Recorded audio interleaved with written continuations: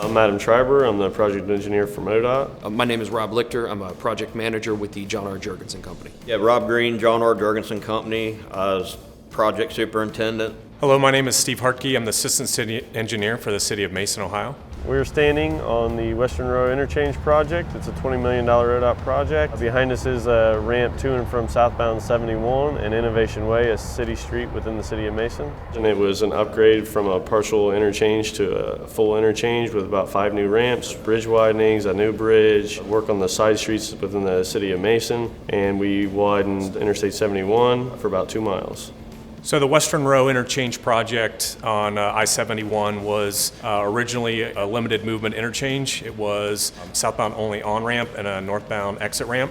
And that was solely for Kings Island when it was opened. The city has had a long-term vision to improve that interchange to make it a full movement. The project sold in April of 2017, and completion date was the summer of 2019. So at the pre-construction meeting, we did sit down, and one of the big topics was partnering and what we wanted to achieve with that. It was kind of an open discussion.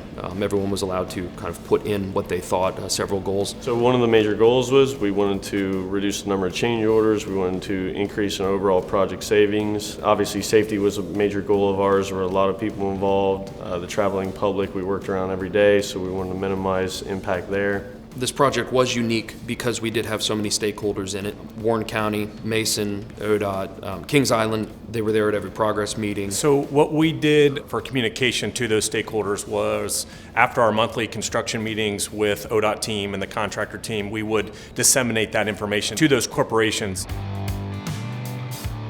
At the city, when this project came, we knew it was going to be a big deal, and we wanted to make sure that we had involvement and the ability to get in front of our corporations and have a communication mechanism to get that information to them. So at the pre-con, we went around the room and talked to all the different utilities about who was moving where and when and what needed to still be done. We got to the waterline company, and they then realized that their part was not inside the plans, and that we needed to do all this waterline work. They were banking on us doing it all. Not to mention all their plans were incomplete and inaccurate. We widened the roadway, which was putting us to excavating right down on top of it.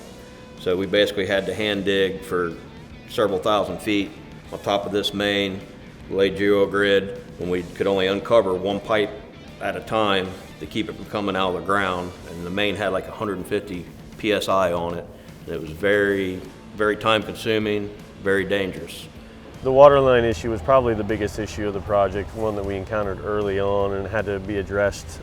It kind of haunted us for a year or so. They had a lot of businesses that this water line is feeding, so to get any shutdowns, to do our tie-ins and everything, required a lot of advance notice and a lot of coordination. So the district and Jurgensen, actually, we did a similar project with fine graded polymer modified asphalt, actually on the interstate adjacent to this one, and we saw that the performance in the short term even, it didn't hold up very well. We made a major material change switch for about $600,000, and we've already seen that it's holding up a lot better. So as a company, we was really happy to change the mix design so this other project looks so much nicer.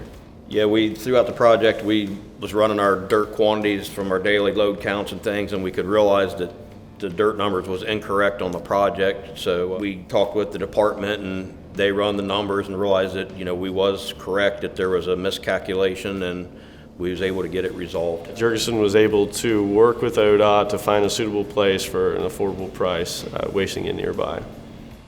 Well, it was a informal partnering process that we were committed to. Heck, everybody likes to go to lunch. So it was a lot easier to sit down and order a meal and talk things through, and really you get to talk to each other as people more at that time, and build a relationship with each other as opposed to focusing solely on project and trying to come up with stuff. So the lunches we kept to a lot of the stakeholders: Mason, Warren County, ODOT, and the whole ODOT project team actually. Now this project didn't have any formal written notices, but that's not to say we didn't have lots of issues. But we were able to approach it more informally. They were able to call me or email me right away, and we both worked together and found solutions together. So we opened the northbound ramps a little early, and then actually the southbound ones too, and we were able to schedule a ribbon cutting ceremony with local leaders, ODOT, Jurgensen, and different subcontractors. And now since it's been completed, we've seen a lot of improvement in daily commutes. We've heard up to 15 minutes in improved commute time from our corporations and our partners in and around the area.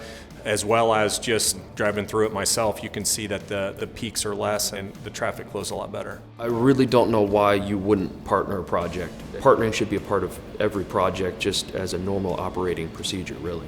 This job here was very rewarding to me. You know, you go to a job site every day, and just the relationship that we was able to build between trust and respect between us and the department, it just made the job so much easier. Everyone trusted one another, and it was just real rewarding. We as a company are very proud of this project, the work that went into it, and also the outcome, of how successful it was, and the relationships that we've built. We're both moving on to another project in a nearby county, and so we feel like some of the relationships we built here can translate up there.